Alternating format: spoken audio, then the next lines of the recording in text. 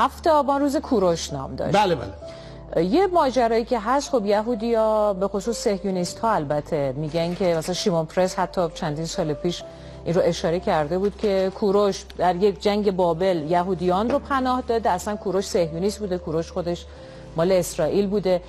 ماجرای چیه؟ اصلش چیه؟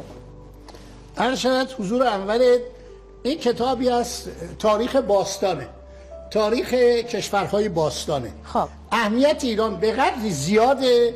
خانم مارگارت اولیفان نویسنده محترم این کتاب به آلمانی ترجمه شده، نویسنده محترم این، ببینید اول کتاب تصاویر هخامنشیان اومده، نگاه کنید اول کتاب، در حالی که مربوط به هخامنشیان از صفحه 62 شروع میشه.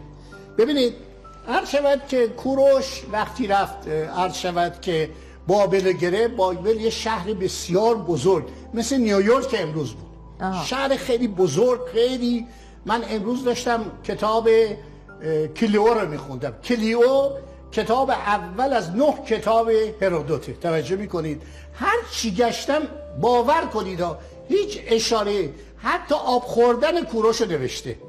ولی اینی که کوروش رفته فقط یهودی‌ها رو نجات بده، چنین چیزی من توی کتاب هرودوت که خیلی معتبره پیدا نکردم.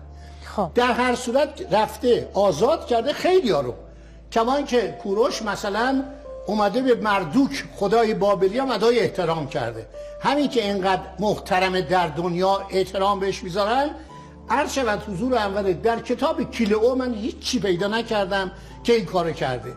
یه دروغ بزرگی که یهودیان میگن، یهودیان ها، من نمیگم کلیمی ها هموطنای ما هستن، یه دروغی میگن پوریم جشنی است که 75,000 ایرانی رو خشایارشا به خاطر استر دختر یهودی که عاشقش شده بود، هامان وزیر ایرانی میگفت این نفوذ اینا در ایران خطرناکه، تذکر داده بود.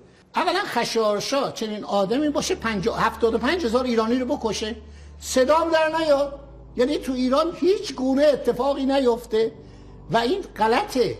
شما در نظر بگیرید پسر کوروش کمبوجیه که برادرشو کشت، بردیارو، گندش در اومد، آبروش هم رفت، آخرم خودکشی کرد خودشو. یعنی خشایارشا میتونه 75 ایرانی که اونا اصیل زاده بودن، طبقات وسپوران بودن، ویسپوران یعنی بالاها، بکشه، صدام در نه. این دروغه، دروغ محضه و چنین چیزی نیستش. شاید هامان به خاطر اینکه میگفتن خیانت کرده به شاه مجازات شده باشه، ولی اینا همه مزخرفه. و این هم که کوروش رفته اونجا اگر نجات داده، خب هرودوت که همه چیز رو نوشته. باور کنید به خاطر این برنامه این کتاب کلیو کتاب اول از 9 جلد هرودوته. بله. امروز تمام بعد از ظهر داشتم ورق می‌زدم، یک اشاره ای نبود. بله خانم اینطور. بسیار خوب. حالا کوروش به همه مهربان بود، به همه بزرگ بود، همین که تمام دنیا ازش تعریف میکنن.